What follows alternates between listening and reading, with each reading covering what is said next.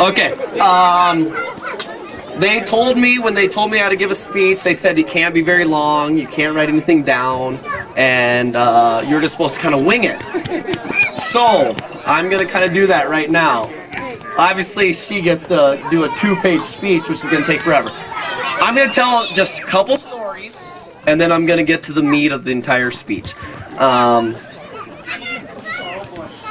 When Blake and Katie started dating, I don't know the year, so I'm not going to say it because I don't want to mess up. But anyway, he brought... The Gardners have 2 holidays that are the main holidays. They have pheasant season and 4th of July. That's where most of the Gardners get together. So the first year, he brought Katie to pheasant season, and we're going, whoa, you don't bring your girlfriend to pheasant season unless it's serious. And I true story. Carrie Gardner, even our cousin, goes, Jesus, is he trying to break up with her? What's he doing? Because you hear a lot of stories, you get to see a lot of things that you probably don't want to see during the Gardner pheasant season. And Katie survived it. And we're going, she might be for real. I mean, we don't know. 4th of July, that following July, she comes and she shows up in Pier, and we're going, no way. He brought her to both. We could see one maybe, but he brought her to both. And Katie, did you learn a lot of lessons? A lot of true stories? And she survived it. So we kind of knew that Katie was the one. A couple years go by, he kept bringing her back to pheasant season, the 4th of July. And it just happened a couple months ago, and I'm not trying to embarrass him, and I feel bad for telling this story, but she happened to... Blake's room's upstairs, right by the bathroom. And when Blake and Katie are both there, Blake has to stay downstairs, Katie stays upstairs in his room.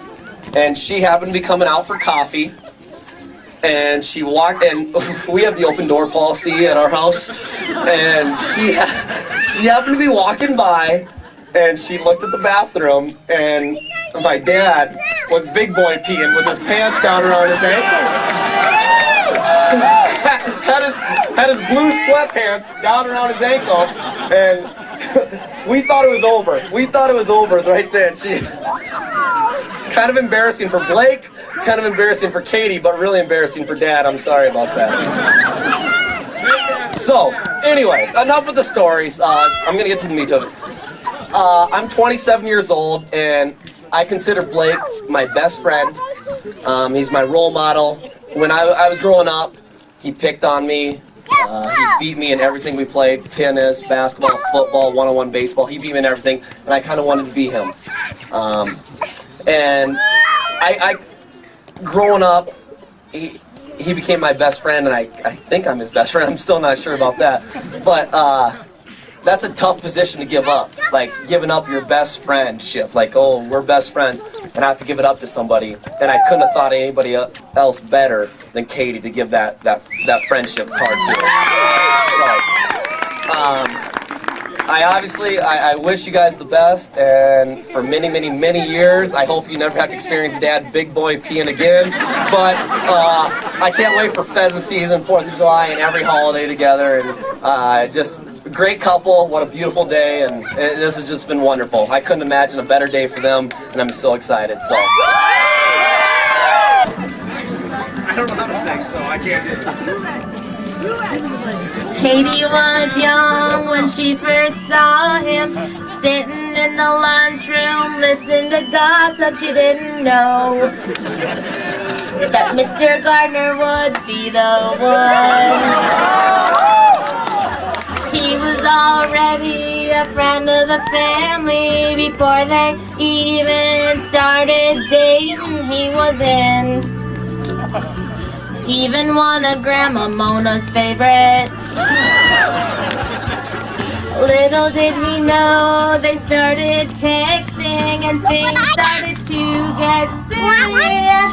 She was making smiling faces whenever we came around. And we said, Katie, do you really think that you want to date Blake? He is so much older, but he is still great. She shook her head and said, yeah, I think so. It's a love story. Katie just said yes.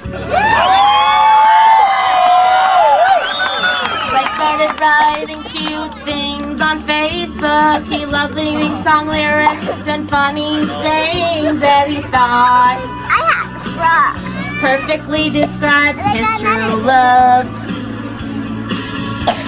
And he is Coach Gardner, she's his #1 fan. She travels all over and yells at the refs. And now he knows that she truly is her daddy's girl. And Blake said, I want you to move in. You can bring Riley. We can stay in my cabin or at your mom's place. Don't be afraid, we'll find a spot of our own. It's a love story, Katie just said yes.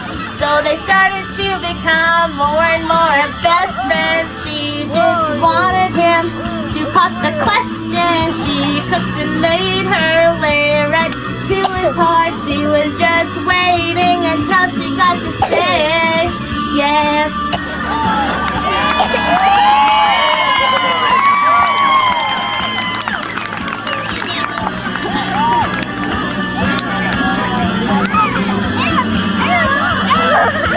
Well, he got tired of waiting, so he went to Kay just to pick something out.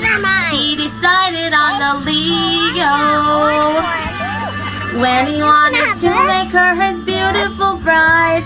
And he said, Katie, let's go and do some ice skating. I want you to go look at the tree there, carved in the bark there were 2 words. Katie looked down and he pulled out a ring and said, marry me, Katie, you'll never have to be alone. I love you and that's all I really know. I talked to your family, go pick out a large dress. It's a love story, Katie just said yes.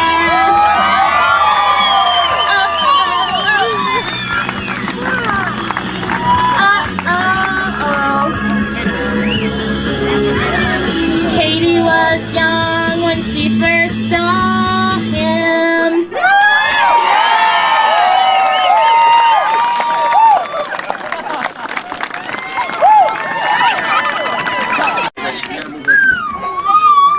Well, thank you everyone for coming here. It's great to see so many faces that are here to. It's always tricky to, like, you see your college buddies and you try to be tough, you know, and then you see your bride and it's a whole different feeling. I mean, if you're married, you know what I'm talking about. Also, Brett wrote a song as well, didn't you? I think it was Redneck Yacht Club, maybe. Oh, he lost it. But there was a lot of work that went into this whole setup and everything, and I can't say thank you enough to everybody that helped. It was truly a blessing to see so many people show up, so many people help, and everybody just, can we help you with anything? And thank you. So we truly appreciate that. It means the world to us. You know, this was a day about us, but really we want it to be about all of you guys. You know, especially like my family, Katie's family. You know, Amanda roasted me. It was a good roast. I'm not that much older. I mean, when I'm 54 and she's 47, that doesn't sound so bad. I mean, 10 and 3 sounds bad, but...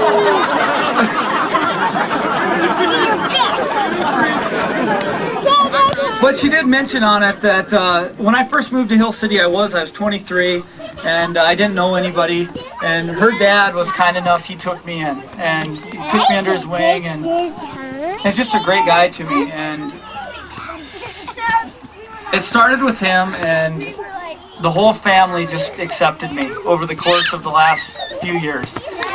And I think we all wish that Corey was here. I mean, I know we do. But I think he was with us. I think Tab told the story that during the ceremony there was a bird flying over the top and just circled and circled and circled. And whether that's a sign or a coincidence, I'd like to believe it's a sign. And we do have the cigars in remembrance of Corey. So if you have one, I do have a cutter here. We can cut those and light those. But really, I want to thank everyone for being here. It means the world. And I hope you have fun tonight. We're going to party, we're going to dance, and we're going to rock on. So, cheers.